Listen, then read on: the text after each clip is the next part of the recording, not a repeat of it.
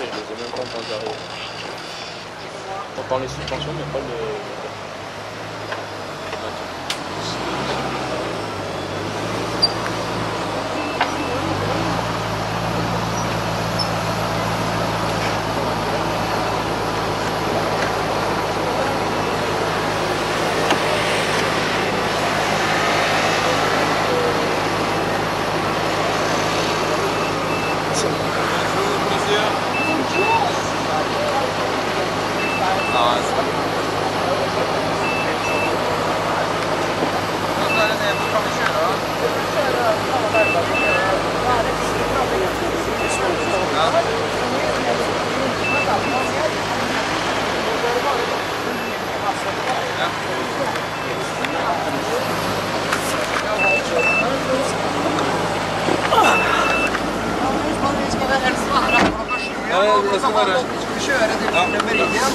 Jag vet att jag ska ta motorcykeln, du och Anders kör den här bort, så tar jag motorcykeln, så kan vi ta några bilder.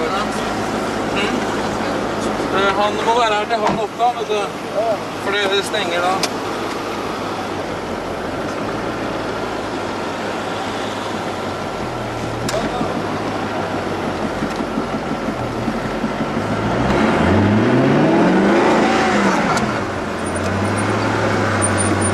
So here we are in a white, Swedish Snow White, I think the color was. It's a Koenigsegg CCX manual gearbox in Monte Carlo.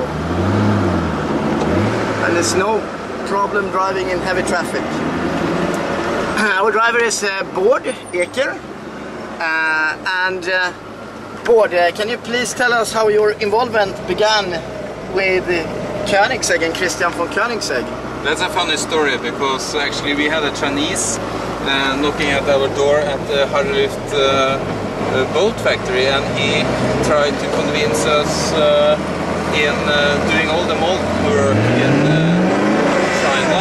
Yes. He even told us that he could do it in carbon fiber to a lower price and a better quality than we did ourselves those days. And so I was kind of interested, and his reference was a Swedish car maker that I just had heard about, but didn't know so much about, Christian von Koenigsegg. So I called up Christian, and he said, "Wow, well, that was interesting." And I never made any boats in China, but I still talk with Christian, so that was a really good happening. And this was for your boats, your Hydrolift brand, Hydrolift Yes. speedboats? Yes.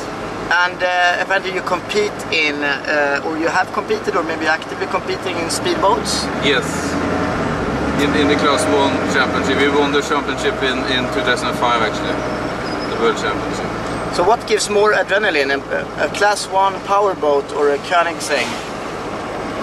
It's always hard to compare different things. It's both of them are really interesting, but in different kind of ways. Driving a motorcycle is also very interesting as a third aspect out of it. And I think it's, you know, all three of them are connected together, but still they are kind of different to each other. I have a feeling that I have seen your personal Koenigsegg. I believe it's an Agera R. Yes, the winter model. Exactly, yeah. The ski version, the family car. Yeah, exactly. We saw that you even have a ski box, and you have Michelin snow tires for it. Yeah, it was several reasons to do that car the way that we did it. One thing was all the snow that we have in Sweden and Norway, but especially around the factory the last couple of years. Makes it kind of hard for us to do the test driving of all the cars, since we want to test all cars before delivery. Yes. We need to drive them. Yes. And since we are doing cars 12 months a year, we need to drive them at the winter time as well. So together with Michelin we developed fully studless winter tires for the car. And then we realized that the car is really good to drive on ice, on snow and ice. And knowing that, that also gave us the opportunity to prove the drivability of the car, because with 1200 Newton meters torque, people easily believe that these babies are hard to drive. But we want to prove the opposite, and so that gave us a good reason. And obviously putting the ski box on also proved that you can drive the car on snow. Yes.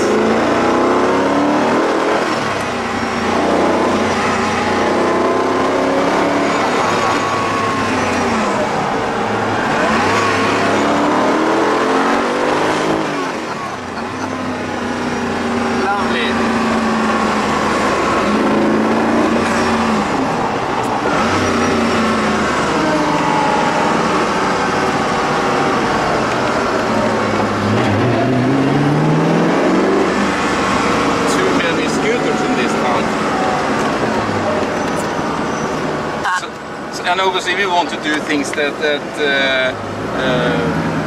makes the car seen, and also to prove that all cars are differently and all cars are custom made for the different customers. And so it's also a good example of what we can do. We can basically do everything as long as it goes into our window of opportunities around the foundation of the car. Yes, for example, I see you've seen the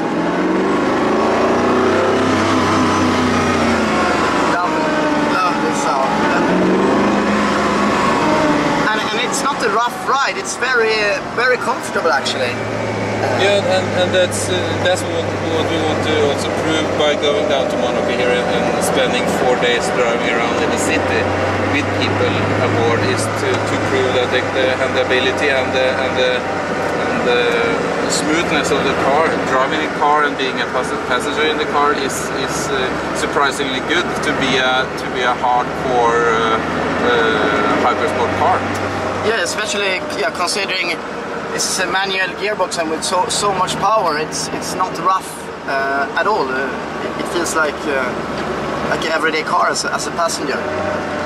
Yeah, and as we said earlier, it's all cars are differently. Like this one with the manual gearbox. Actually, I really like to drive with a manual gearbox. Maybe because I don't do that every day. But on the Agera, obviously now we have the paddle shifts.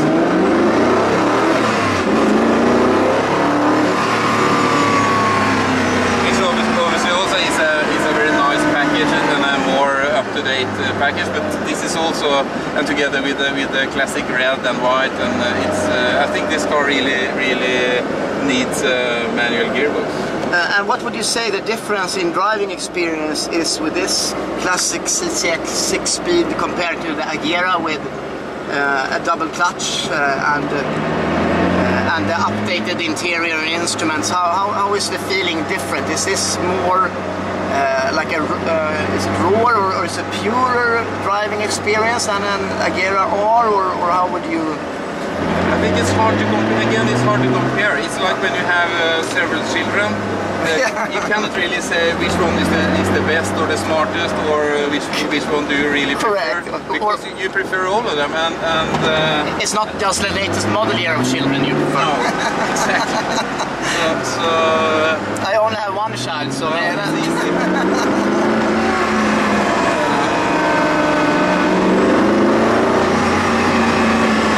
With 806 horsepower, the torque is still really good. So this is still a very fast car, and that's obviously also that is a challenge, because since at Koenigsegg the driving force is always to do more development, to spend more energy, putting more new technology into the cars. That doesn't necessarily mean that the 2-year-old Koenigsegg is an old-fashioned car, like this one. But it just proves that we want to be in the leading edge of the world technology for hypersport cars, and that's what we are driving at. And it's like Christian von Koenigsegg used to say, Porsche 911 have been the same base for 35-40 years, and it's the base stays the same, but it developed and fine-tuned every every year. Exactly. They started on that car in the 50s and they still haven't finished it. Exactly.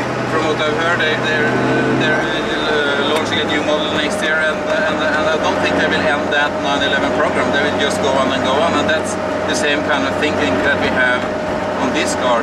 Also knowing that since we are a small company, we cannot make new cars every second year, and you also see from those guys that are doing that, it doesn't give a better quality. So we want to, you know, be good at what we are doing and continuously upgrade the core foundation of the car. Exactly.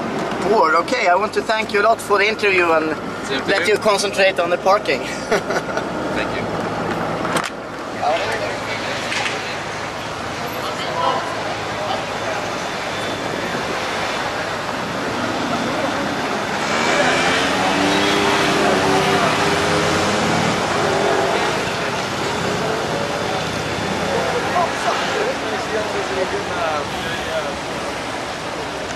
Как не пробовали? Не пробовали? Медицинскую практику. Такой парапсихологию.